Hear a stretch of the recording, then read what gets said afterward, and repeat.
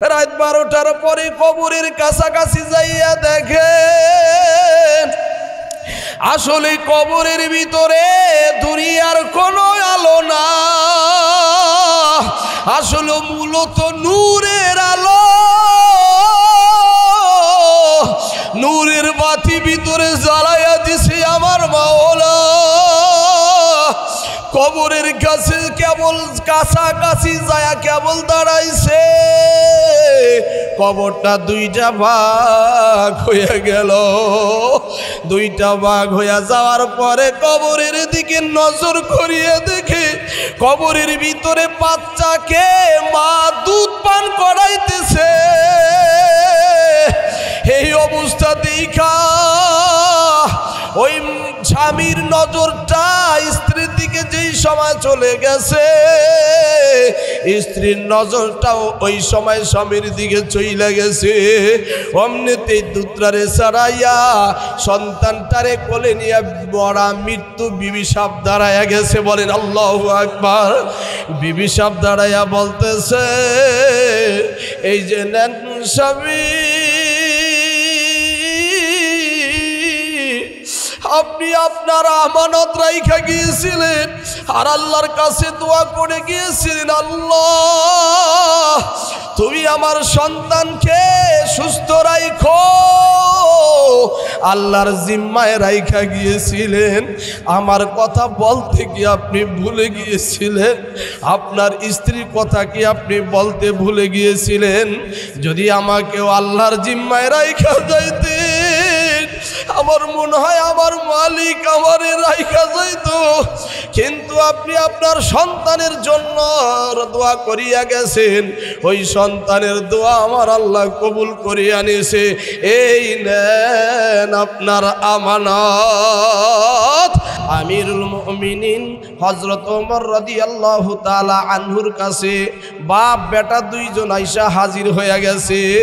ছোট্ট সন্তান হাতে কইরা বাবা সন্তানরে নিয়ে আসে।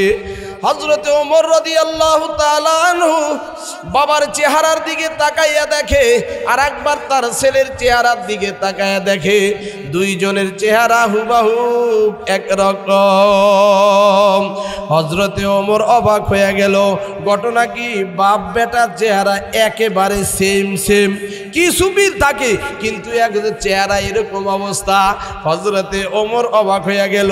বাবার যেমন নাক সন্তানেরও ওই রকম নাক, বাবার যেই রকম চক্ষু সন্তানেরও হুবহু ওই রকম চক্ষু, বাবার যেমন দুইটা কান ওই রকম দুইটা কান। দুইজনের চেহারার মধ্যে এত মিল। আমিরুল মুমিনিন অবাক হইয়া প্রশ্ন করতেছে, তোমাদের দুইজনের চেহারার মধ্যে কিভাবে এত মিল? আমি বিষয়টা জানতে চাই।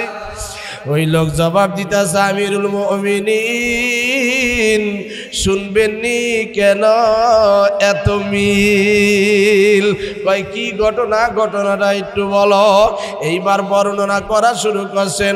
আমিরুল মুমিনিন শোনেন, একদিন আল্লাহর নবী সাল্লাল্লাহু আলাইহি ওয়াসাল্লাম যুদ্ধের ঘোষণা দিয়া ফেলাইছে। আমি কেবল 1 মাস ধরে বিবাহ করেছি। আল্লাহর নবী যুদ্ধে যাওয়ার জন্য ডাক দিয়া বসে। আমার স্ত্রী ওই সময় গর্ভবতী হয়ে গেছে। আমি আমার বিবি সাহেবের কাছে যা জিজ্ঞাসা করলাম, বিবি রে, আমি এখন যুদ্ধের ময়দানে চলে যাব, আমার নবী আমারে ডাক দিয়েছে। নবীর কথা তো অমান্য করা যায় না। বিবি এবার ডাক দিয়া বলে, স্বামী গো, তুমি তো জানো মায়ের পেটে যেই সময় বাচ্চা আসে ওই সময় সন্তান যদি দুনিয়ার বুকে ভূমিষ্ঠ হয়, ওই সময় কিন্তু স্বামীর কাছে থাকা প্রয়োজন। তুমি যুদ্ধের ময়দানে চলিয়া যাইবা, কবে আসো বলা যায় না। স্বামী রে, আমার বড় ভয় করে, আমার বড় ভয় করে। স্বামী ডাক দিয়া বলতাছে, বিবি রে আমি মাওলার কাছে দোয়া করে দিলাম। বিবির পেটটা ধরিয়া দোয়া করিয়া দিয়া গেলেন, আল্লাহ তোমার জিম্মায় আমি আমার এই আগত সন্তানকে তোমার জিম্মায় রাইখা গেলাম। বলেন সুবহানাল্লাহ। যুদ্ধের ময়দানে চলে গেল। কয়েক মাস পর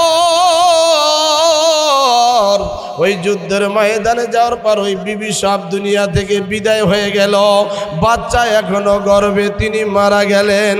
মারা যাওয়ার পর ওই সময় মোবাইলের কোনো ব্যবস্থা ছিল না, চিঠির ব্যবস্থা ছিল, পত্র লিখতে পারত। মারা যাওয়ার 1 মাস পর স্বামীর কাছে খবর গেছে, তোমার বিবি আর দুনিয়ায় নাই, দুনিয়া থেকে বিদায় হয়ে গেছে। স্বামী বেচারি কাঁদতে কাঁদতে বাড়িতে আসার সিদ্ধান্ত নিল। আহারে মনে বড় আশা ছিল, বাড়িতে যাই আমার বিবি সামনে দেখবো এবং সঙ্গে আমার কলিজার টুকরা সন্তানকেও দেখব, কিন্তু আমার নসিব হইল না। তাকে কবর দেওয়া হয়েছিল জান্নাতুল বাকিতে। বলেন আল্লাহু আকবার।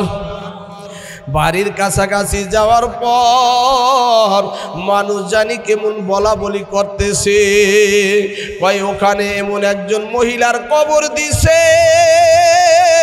ওই মহিলাটা মনে হয় খারাপ ছিল, ওই মহিলাটার পেটে বাচ্চা ছিল, গর্ভবতী অবস্থায় মারা গেছে। কিন্তু যেই সময় ওই মহিলার কবরের ওই সাইডে কবর জিয়ারত করতে যাই, কবরের দিকে তাকাইলে আগুনের মতো কি জানি দেখা যায়। স্বামী বেচারি এরকম শব্দ মানুষের কাছ থেকে শুনতেছে, এমন বলা বলি করতেছে। আইসা অনেকে দৌড়ে আইসা স্বামীর কাছে বলতাছে, তোমার কেমন স্ত্রী রাইখা গেছ, তোমার স্ত্রীর কবরের মধ্যে আগুন জ্বলে। স্বামী অবাক হয়ে গেল, বিবিকে আমি আল্লাহর জিম্মায় আমার সন্তানদের রাইখা গেলাম বিবির গর্ভে, আমার বিবি এমন কি গুনার কাজ করছে, আমার বিবির কবরের মধ্যে আগুন জ্বলে, আমি তো জিন্দিগিতে দেখি নাই, আমার বিবি একটা শরীয়তের খেলাফ করছে। কিন্তু আমি তো অবাক হয়ে গেলাম।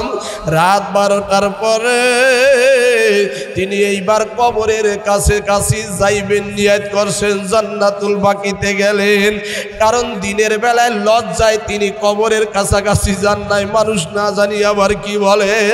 রাত 12টার পরে কবরের কাছাকাছি যাইয়া দেখেন আসলে কবরের ভিতরে দুনিয়ার কোনো আলো না, আসলে মূলত নূরের আলো, নূরের বাতি ভিতরে জ্বালাইয়া দিছে আমার মাওলা। কবরের কাছে কেবল কাছাকাছি যায় কেবল দাঁড়াইছে, কবরটা 2টা ভাগ হয়ে গেল। 2টা ভাগ হইয়া যাওয়ার পরে কবরের দিকে নজর করিয়ে দেখে কবরের ভিতরে বাচ্চাকে মা দুধ পান করাইতেছে। এই অবস্থা দেখা ওই স্বামীর নজরটা স্ত্রীর দিকে যেই সময় চলে গেছে, স্ত্রীর নজরটাও ওই সময় স্বামীর দিকে চলে গেছে। অমনিতেই দুধটারে ছাড়াইয়া সন্তানটারে কোলে নিয়ে বড়া মৃত্যু বিবি সাপ দাঁড়াইয়া গেছে। বলেন আল্লাহু আকবার। বিবি সাপ দাঁড়াইয়া বলতেছে, এই যে নেন স্বামী, আপনি আপনার আমানত রাইখা গিয়েছিলেন আর আল্লাহর কাছে দোয়া করে গিয়েছিলেন, আল্লাহ তুমি আমার সন্তানকে সুস্থ রাখো, আল্লাহর জিম্মায় রাইখা গিয়েছিলেন। আমার কথা বলতে কি আপনি ভুলে গিয়েছিলেন? আপনার স্ত্রীর কথা কি আপনি বলতে ভুলে গিয়েছিলেন? যদি আমাকেও আল্লাহর জিম্মায় রাইখা যাইতেন, আমার মনে হয় আমার মালিক আমারে রাইখা যাইত। কিন্তু আপনি আপনার সন্তানের জন্য দোয়া করিয়া গেছেন, ওই সন্তানের দোয়া আমার আল্লাহ কবুল করিয়া নিয়েছে। এই নেন আপনার আমানত, আপনার আমানত আমার মাওলা ঠিক রাখছে। বলেন আল্লাহু আকবার। আল্লাহ। এইবার আমিরুল মুমিনিন অবাক হয়ে গেলেন ঘটনাটা শুইনা। এ বাবা, এবার চিন্তা করিয়া দেখেন যে আগের জামানার মানুষেরা কত ভালো ছিল। তারা মাওলার কাছে যেইটা বলছে ওইটাই হইয়া গেছে। আর আমরা এখন দোয়া করি, আমাদের দোয়া মাওলার দরবারে কবুল হয় না। এটার কারণ হলো আমার খাওয়ার মধ্যে ভেজাল, আমার চলাফেরার মধ্যে ভেজাল, আমার আমলের মধ্যে ভেজাল, আমার লেনদেনের মধ্যে ভেজাল, আমার সকল কাজের মধ্যে ভেজাল। এ মুসলমান ভাইদারে আমার, এই জন্য আমাদের দোয়া যদি মালিকের দরবারে কবুল হইতে হয়, মালিকের ইচ্ছা অনুযায়ী আমাদের চলা লাগবে, নবীর তরিকা অনুযায়ী চলা লাগবে। বলেন সুবহানাল্লাহ, লা ইলাহা, আরো জোরে লা ইলাহা। জবান খুলতে হবে, জবান খুলে লা ইলাহা, জোরে লা ইলাহা ইল্লাল্লাহ, লা ইলাহা, লা ইলাহা ইল্লাল্লাহ, লা ইলাহা,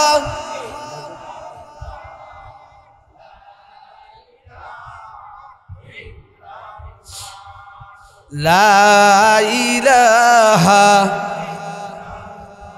জোরে লা ইলাহা ইল্লাল্লাহ, লা ইলাহা, লা ইলাহা ইল্লাল্লাহ মুহাম্মাদুর রাসূলুল্লাহ সাল্লাল্লাহু আলাইহি ওয়াসাল্লাম।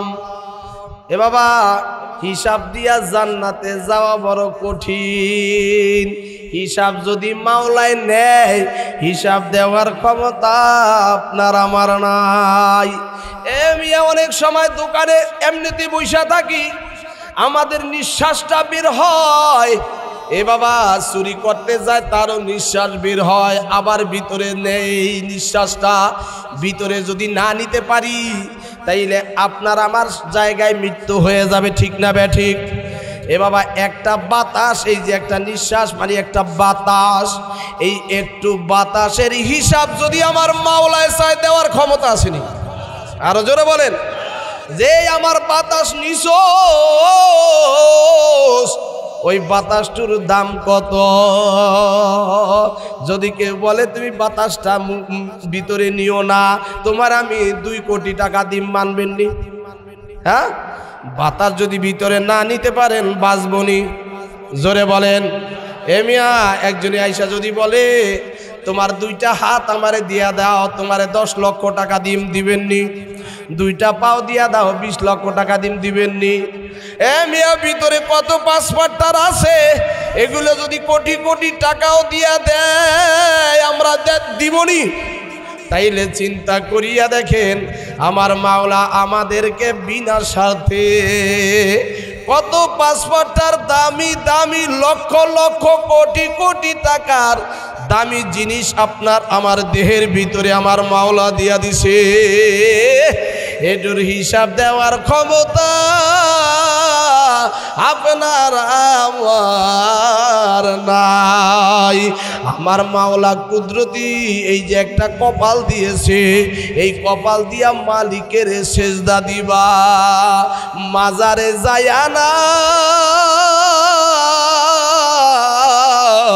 কোন মানুষের পায়ে সেজদা দিবা না। এই কপালটা একমাত্র আমার আল্লাহর কুদরতি পায়ে দিবা, আমার আল্লাহ খুশি হইয়া যাইবে। বলেন সুবহানাল্লাহ।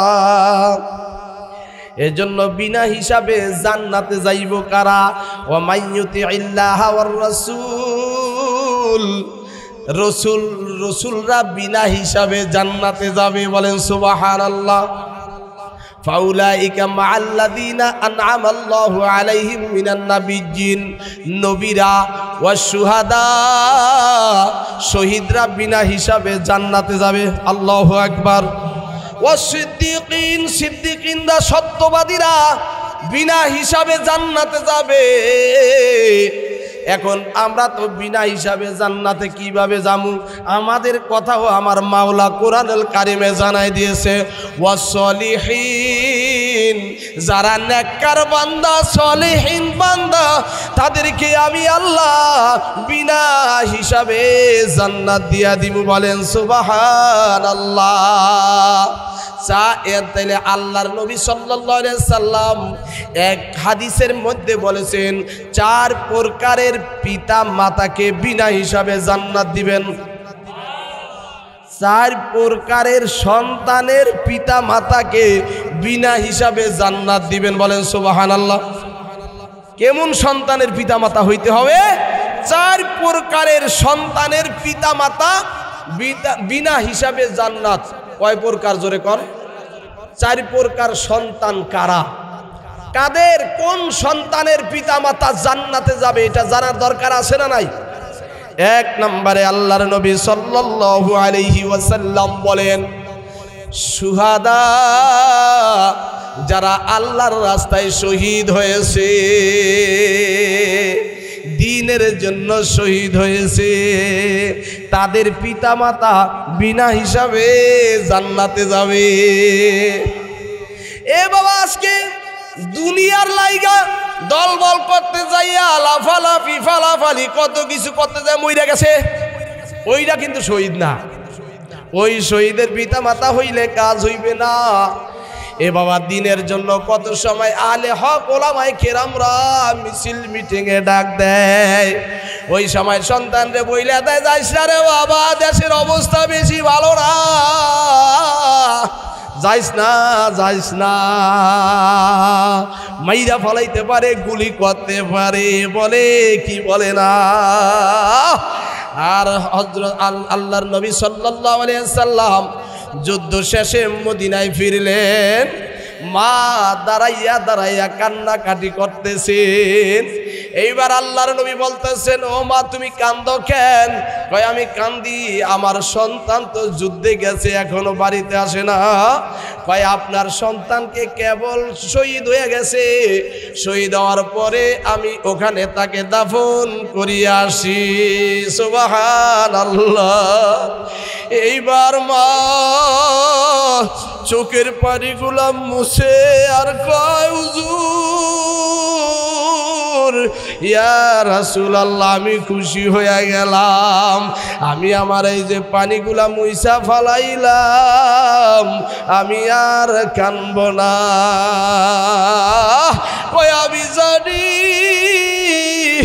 যেই সকল সন্তানেরা আল্লাহর রাস্তায় শহীদ হইয়া যায়, তাদের পিতামাতা বিনা হিসাবে জান্নাত পাইয়া যাইব।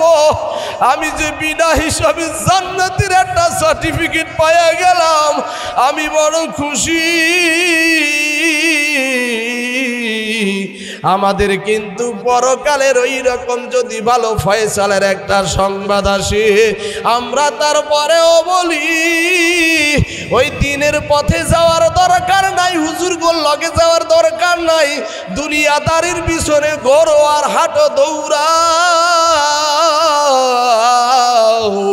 হে বাবা, দিন চিনলাম না, দুনিয়ার পিছনে দৌড়াইলাম। তাইলে এক নাম্বারে কোন পিতামাতা জান্নাতি? যারা আল্লাহর রাস্তায় শহীদ হবে তাদের পিতামাতা বিনা হিসাবে জান্নাতে চলে যাবেন। বলেন সুবহানাল্লাহ। আরো জোরে বলেন আল্লাহু আকবার।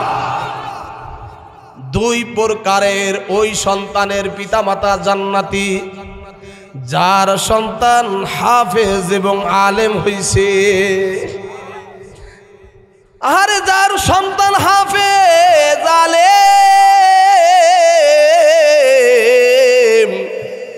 তার ভাগ্য কত ভালো। আল্লাহর নবী বলেন আদখালাহুল্লাহুল জান্নাহ ওয়া শাফাআহু ফি আশরাতিন মিন আহলি বাইতিহি কুল্লুহুম কদ ওয়াজাবাত লাহুন নার।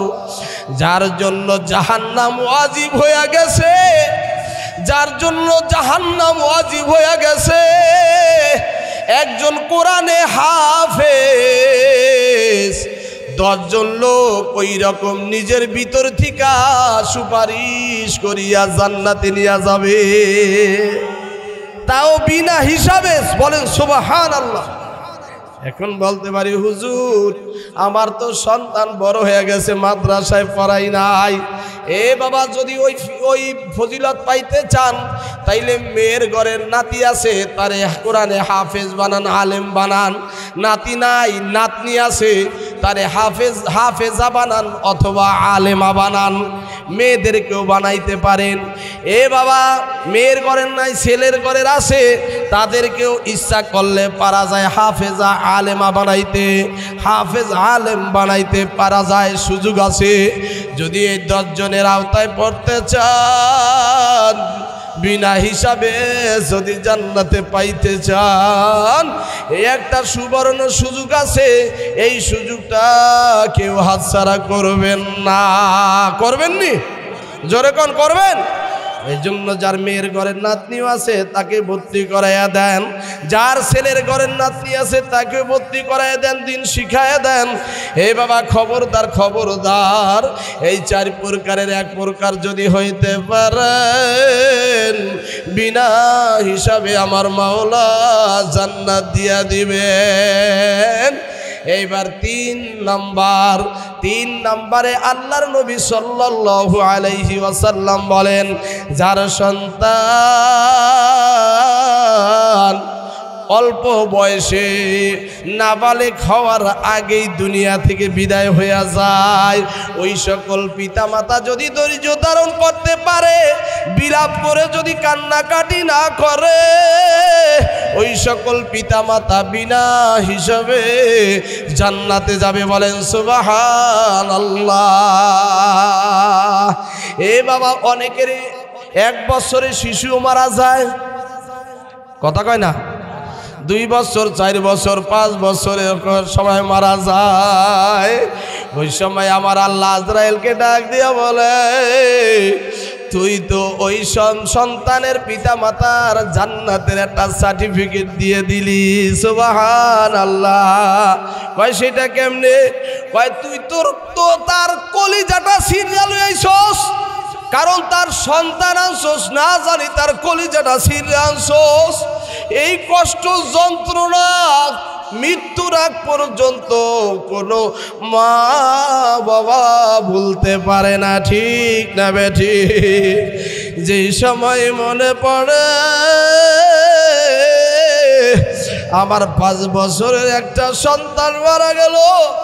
আজকে 6 বছর হইয়া যাইতো, 7 বছরের সময় বলতো 7 বছর হইয়া যাইতো, 20 বছর হইলে বলতো আমার সন্তানকে এখন আমি বিবাহ শাদী করাইতে পারতাম। সারাটা জীবন ওই সন্তানের জন্য দুঃখ কষ্ট অন্তরের ভিতরে চাপা একটা পাহাড় নিয়া চলাচল করে। এই জন্য ওই মা বাবাকে আমার আল্লাহ বিনা হিসাবে জান্নাত দিয়া দিবেন। বলেন সুবহানাল্লাহ। এ বাবা, 4 প্রকারের সন্তানের পিতা মাতা জান্নাতি, 3 প্রকার গেল, এইবার 4 প্রকারে আল্লাহর নবী সাল্লাল্লাহু আলাইহি ওয়াসাল্লাম বলেন যার সন্তান প্রতিবন্ধী হয়। অনেক সন্তানের আছে কথা বলতে পারে না, অনেক সন্তানের আছে হাঁটতে পারে না, অনেক সন্তানেরা আছে বোবা হয়, অনেক সন্তানেরা আছে নির্বোধ হইয়া যায়, মাথায় কোনো জ্ঞান কাণ্ড নাই, এদেরকে বলা হয় প্রতিবন্ধী। এই প্রতিবন্ধী সন্তানকে যে ছোট্ট থেকে লালন পালন করি, এই সন্তানকে যদি লালন পালন করতে পারে, এ বাবা, আল্লাহর নবী সাল্লাল্লাহু আলাইহি ওয়াসাল্লাম বলেন ওই বান্দা বিনা হিসাবে জান্নাতে যাবে। কারণ প্রতিবন্ধী সন্তানের কামাইও খাইতে পারে না। আহারে, ওই হাসরের ময়দানে প্রতিবন্ধী সন্তানকে আমার আল্লাহ জান্নাত দিয়া দিবেন। জান্নাত দেওয়ার পরে ওই সন্তান বলবে, আল্লাহ আমাকে যে তুমি জান্নাত দিতে চাও, একা একা যাব না। কয় কেন যাব না? কয় আমি প্রতিবন্ধী একজন শিশু জন্ম নিয়েছি, আমার মা বাবা ইচ্ছা করলে আমাকে গলায় টিপে মাইরা ফলাইতে পারতো, কিন্তু আমার মা বাবা আমারে তা করে নাই। আমার মা বাবা আমাকে আদর দিয়া, ভালোবাসা দিয়া, সোহাগ দিয়া লালন পালন করিয়া বড় করছে, আমাকে মারে নাই। আজকে আমি আমার ওই মা বাবাকে না নিয়া জান্নাতে যাব না। বলেন সুবহানাল্লাহ। এই 4 প্রকারের পিতা মাতা বিনা হিসাবে জান্নাতে যাবে। বলেন সুবহানাল্লাহ।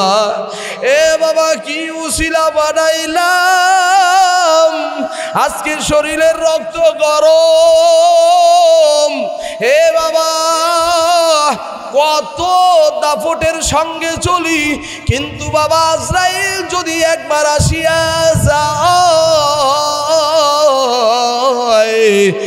বাবারে ওই দাপটার কুলাইবে না। একটু গভীরভাবে চিন্তা করিয়া দেখুন, কত শক্তিশালী মানুষ ছিল, তাদের কোনো খবর নাই। এ বাবা, আমার দাদা গেল, দাদি গেল, নানা গেল, নানি গেল, কেউ ফিরে আইসেনি। আরো জোরে বলেন। আমার মা গেল, বাবা গেল, ভাই গেল, আত্মীয় স্বজন গেল, কেউ আইসেনি।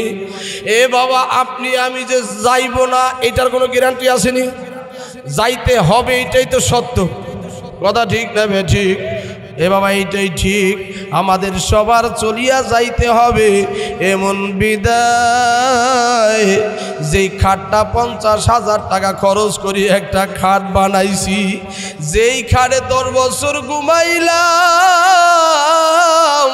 আজকে যদি আপনার আমার মধ্যে থেকে রুহুটা বের হইয়া যায়, এই 50,000 টাকার খাটের উপরে আর রাখবে না। বারান্দা খালি বিছানায় তোষক বিছাইবে না, ঠিক না বে ঠিক? এ বাবা, মাথার নিচে দামি বালিশ ছিল, ওই বালিশটা ও রাখবে না, ওই বালিশটা সরাইয়া ফালাইবে।